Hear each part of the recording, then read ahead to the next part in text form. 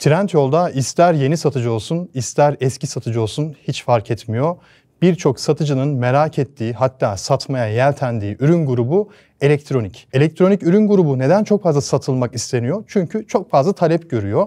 Özellikle cep telefonları, kulaklıklar, saatler, akıllı saatler bu gibi ürünler internette daha ucuz olduğu için müşteriler tarafından daha çok tercih ediliyor. Tabii ki biz satıcılar olarak da hem profesyonel satıcı hem de amatör satıcılar olarak bu ürünleri daha ucuza nereden buluruz ve Trendyol'da nasıl satarız? Hep bunun arayışı içerisindeyiz. Ama atladığımız, yani satıcılar olarak atladığımız çok önemli bir detay var. Bu ürünlerin müşteriye ulaştırılması. Şimdi şöyle düşünün, siz 10.000 liralık, yani bugün bir iPhone 12 bile 10.000 lira, 12.000 TL bandında ve oldukça yüksek, pahalı bir ürün. Kaybolmasının satıcıya oluşturacağı maliyet çok yüksek. Çünkü teknolojik ürünlerde, elektronik ürünlerdeki özellikle cep telefonlarında kar marjları %5'lerle, %10'larla belki ölçülüyor, belki ölçülmüyor. Belki de daha düşük bir kar marjı var. Şimdi bir tane ürününüz kaybolduğu zaman sizin 20 tane satışınızı etkilemiş oluyor. Yani 20 tane ürünün karlılığını etkilemiş oluyor. Bu çok önemli bir detay. Şimdi ben bu videoda size Trendyol'dan satın aldığımız bir tane cep telefonunun, aslında bu arada 2 tane satın aldım, diğeri gelmedi. Bir tanesi geldi. Bu da ayrı bir konu. Onu birazdan değineceğim. Satın aldığımız cep telefonu nasıl ambalajlanıyor, nasıl korunuyor? Sonuçta milyarlık telefon, pahalı telefon. Herkesin alamayacağı bir telefon ve satıcıya da yükümlülüğü, sorumluluğu yüksek olan bir telefon ve müşteriye nasıl teslim ediliyor? Bunları ben size gösteriyor olacağım. Gelin hep beraber bir inceleyelim. Paketimizi şöyle bir açalım, görelim. Evet, tabii ki böyle bir koli de gelmedi. Bu bizim kendi kolimiz. Bunun içerisinden ben Trendyol'dan sipariş ettiğimiz cep telefonunun kargo tarafından gönderilen paketini çıkartıyorum. Şimdi İlk dikkat ettiğimiz şey, tabii ki bunu siz şu an dokunamadığınız için hissetmiyorsunuz ama ben size şöyle tarif edeyim. Ürünün dışarısında bir koruma yok. Yani varsa da çok ince. Yani bir patlı şu plastikler vardır ya, poşetler. Onlardan var. Şöyle sıktığım zaman çıt çıt sesleri geliyor. Ama özellikle şu köşelerine dokunduğum zaman ürünün kendi kutusunu, kolisini hissediyorum. Bu çok sakıncalı bir durum. Çünkü dediğim gibi bu ürünler, geçmiş videolarda da anlattım, kargocular tarafından, ki bunu bırakmayacağım, pahalı bir telefon, kendime aldım. Bunu yüksekten bıraktığınız zaman kırılma olasılığı çok yüksek. Şimdi satıcı ne yapmış?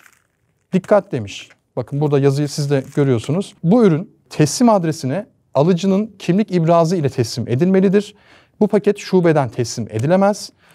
Kimlik fotokopisi ile teslim edilemez. Bakın bu çok önemli bir detay. Bu gerçekten önemli bir uyarı. Çünkü burada aldığınız telefon 10.000 liralık, 12.000 liralık bir telefon ve satıcı bunu eğer yanlış adrese gönderirse veya kargo şirketi yanlış bir adrese bu ürünü teslim ederse ne olur? Ürününüz gider. Çünkü bu ürünü satın alan kişi teslim alması mutlaka önemli bir detay burada.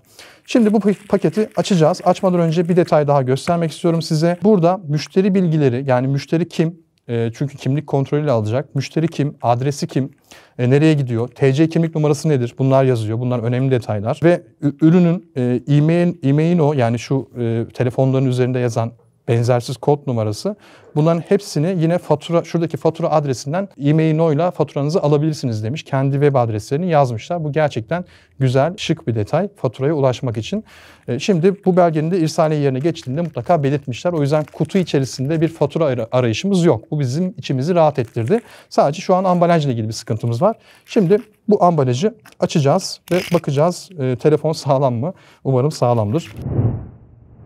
Evet, tam da düşündüğüm gibi ne yazık ki hiçbir koruması yok. Sadece şöyle basit bir ambalaj var dışarısında. Kaldı ki sadece bir tane sarılmış. Şöyle lastiğini çıkartıyorum. Şöyle bir lastik var üzerinde. Gördüğünüz gibi 30 santimlik bir patlı bir pakete sarılmış. Gerçekten beni bu hüsrana uğrattı diyebilirim. Telefonun tabii ki orijinal, yani sonuçta orijinal olmamasını beklemek mümkün değil. Sonuçta Trendyol'da satılan bir ürün. Trendyol'da satılan bir ürün orijinaldir. Bunda hiçbir şüpheniz yok zaten. Ki bu tarz ürünlerin taklidi zaten yapılamaz. Ürünün e-mail numarası zaten her şey üzerinde yazıyor. Yine garanti belgesi yine paketin altında yerleştirilmiş. Ama dediğim gibi sadece şu minicik paket, yani minicik bir ambalaja sarılmış olarak geldi. Bu gerçekten büyük problem benim için. İçerisinde yine irsaliye yerine geçen bir kargo etiketi de yine yer alıyor. Şimdi biz Trendyol satıcıları olarak, yani Trendyol'da sattığımız ürünlerde dikkat etmemiz gereken bir numaralı konu, hep diyoruz ambalaj. Bakın geçmiş videolarda izlemişsinizdir. Yumurtalar bile nasıl sarılıyor. Yani bir tane yumurta ne kadar bugün Türkiye'de? 1 lira oldu mu? Oldu galiba. 1 lira işte 70 kuruş neyse ucuz. Yani çok pahalı değil. Ama şu telefon, yani fiyatını şu an hatırlamıyorum ama hadi diyelim ki 6.000 lira 7.000 TL ortalama. Yani 7.000 TL'lik bir ürünün sen burada diyorsun ki bu ürünü yalnızca kimlik belgesiyle ben teslim ederim. Şubeden alınamaz, kimlik fotokopisiyle alınamaz gibi yüksek güvenlik önlemleri alıyorsun. Ama bu almış olduğun güvenlik önlemlerini aynı hassasiyeti ambalajda göstermiyorsun. Bu gerçekten de büyük bir problem. Dikkat edilmesi gereken önemli bir konu. Şimdi ben müşteri olarak düşündüğünüz zaman satıcıyı hani bir kenara koyalım artık. O satıcının hatası.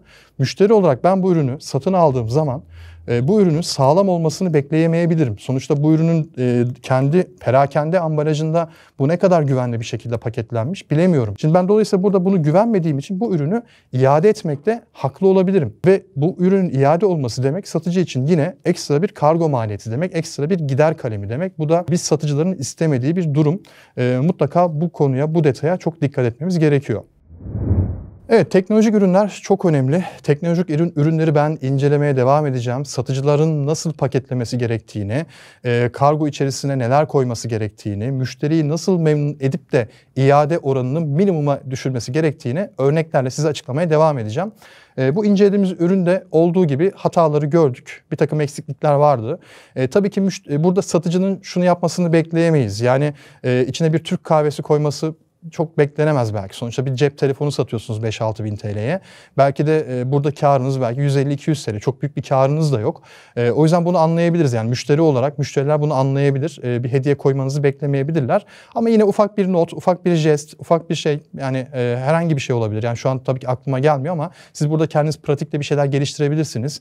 Belki bir hediye paketi olabilir. Belki hediye almış olabilir. Belki yanına ufak bir hediye paketi koyabilirsiniz ki bu müşteriyi gerçekten çok memnun edecek güzel bir detay. Onun haricinde dediğim gibi paketlemeye çok dikkat etmeniz gerekiyor. Fatura ürünün içerisinde ya da irsaliyede olması gerekiyor. Ve yine en önemli konu elektronik ürünler, yani belli bir rakamın üzerinde sattığınız ürünlerin kaybolma, çalınma veya yanlış adrese teslim edilmesine karşın mutlaka kimlikle teslim edilmesi, satıcılar tarafından bu uyarıların kargo paketi üzerine yerleştirilmesi çok çok önemli. Şimdi iade konusuna geleceğim. Trendyol'da müşteri neden bir ürünü iade eder? Yani birincisi paket. Zaten bunu çok fazla üzerine durdum. Dikkat etmemiz gerekiyor. İkinci konu ise bu ürünün fotoğrafta göründüğü gibi olmaması. Yani siz tabii ki teknolojik bir ürün satıyorsunuz ve bu teknolojik ürünün fotoğrafları dünya genelinde standarttır. Her yerde standart olarak işleniyor. Her yerde standart olarak yayınlanıyor. Siz bu fotoğrafı alıp Trendyol'a yüklemiş olabilirsiniz ama eğer bir grafik düzenleme nasıl yapılır bilmiyorsanız, bir fotoğrafın boyutlandırılması nasıl yapılır bilmiyorsanız, bir fotoğrafın yeterli çözünürlükte olup olmadığına emin değilseniz ve siz aldığınız fotoğrafı nasıl olsa bu ürünün fotoğrafıdır deyip yüklediğinizde düşük çözünürlükten dolayı fotoğraf istenildiği gibi gözükmeyebilir. Ya da renk karmaşası, varyasyon yapısı. Yani bu ürün beyaz renk bir ürün, diğer ürün mavi renk bir ürün. Şimdi siz mavi ile beyazı uygun bir şekilde listelemeniz gerekiyor. Doğru ürünü doğru müşteriye gönderdiğinize emin olmanız gerekiyor. Çünkü burada şöyle bir kaosla karşılaşabilirsiniz. Mesela ben bu ürünü müşteri olarak aldığımda bu ürünü ben beyaz diye aldım. Şimdi kapağına baktığım zaman Redmi renklerini yerleştirmiş. İşte buraya koyu rengini koymuş, siyah koymuş, buraya da beyaz koymuş. Yani aslında lansman rengi olarak hepsini burada yerleştirmiş. Ama ürünün içerisinden beyaz çıkmasını bekliyorum. Ama satıcı bana yanlış ürün gönderdiyse, yani beyaz yerine bana buradaki siyah gönderdiyse ben ürünü açtıktan sonra iade etmek zorunda kalırım. Şimdi paketi açılan bir ürün tekrar satılamaz. Cep telefonundan bahsediyorum. Tekrar satılamaz. Neden? Çünkü cep telefonlarının kendilerini tanımlayan benzersiz IMEI numaraları var. Bu IMEI numaraları çalınabilir, kopyalanabilir ve başka telefonlara aktarılabilir olduğu için bir telefonun paketi açıldıktan sonra başka bir müşteriye, yani bir ayakkabı gibi ya da herhangi bir tekstil ürünü gibi yeniden satılamaz. Yeniden satılamayacağı için de bu ürün artık ikinci el olur. Ama satıcı, yani siz yanlış bir ürünü müşteriye gönderdiğiniz için de mecburen bu iadeyi kabul etmek zorunda kalırsınız. Çünkü müşteriye yanlış bir rengi göndermişsinizdir. Bu kesinlikle kabul edilemez. O yüzden bu detaya çok dikkat etmemiz gerekiyor. Ve son olarak videonun başına ne demiştim? Ben 2 tane ürün sipariş ettim demiştim ki bu ürünleri sipariş edildi bu arada 1 hafta oldu. 2 telefon, ikisi aynı marka, ikisi farklı satıcıda ve ikisi aynı listede listeleniyordu. Tabii ki ilk sipariş ettiğimle ikinci sipariş ettiğim arasında sadece 5 dakika 10 dakika bir farklılık vardı. Ama ne yazık ki ikinci telefon gelmedi. Bakın bir hafta oldu. İkinci kargo hala gelmedi. Bu da çok önemli. Kargolama süreleri. Trendyol'da satış yaparken mutlaka kargo sürelerine çok dikkat etmeniz gerekiyor. Müşteriye mümkün olduğu kadar en hızlı şekilde ve en güvenli şekilde kargonuzu teslim etmeniz gerekiyor. Yani burada tabii ki bir gün 2 günden bahsetmiyorum. Yani Trendyol size özellikle bu pandemi döneminde geniş kargo süreleri tanımlıyor zaten. Hani nasıl olsa Trendyol bana 10 gün 15 gün kargo süresi tanımladı diye bunu 10 gün 15 güne teslim etmemelisiniz. Mutlaka sipariş geldikten sonra hemen işleme almalı ve mümkün olduğu kadar en kısa sürede, ki benim önerim 24 saattir. 24 saat içerisinde siparişi hemen alıp kargoya teslim etmeniz kesinlikle öneriyorum. Bu ve buna benzer ürünleri satıcılar olarak, biz satıcılar olarak Trendyol'da nasıl satabiliriz, nasıl paketlememiz gerekir, nelere dikkat etmemiz gerekir? Sorularınız varsa bu videonun altına ürün tavsiyenizle beraber, ya Tuğer gel bu ürünü de incele dediğiniz bir ürün varsa ürün tavsiyenizle beraber yazın. Ben sonraki videolarda bu tavsiyelerinize yönelik videolar hazırlamaya devam edeceğim. Hepinize bol satışlar, bol kazançlar diliyorum. Hoşça kalın.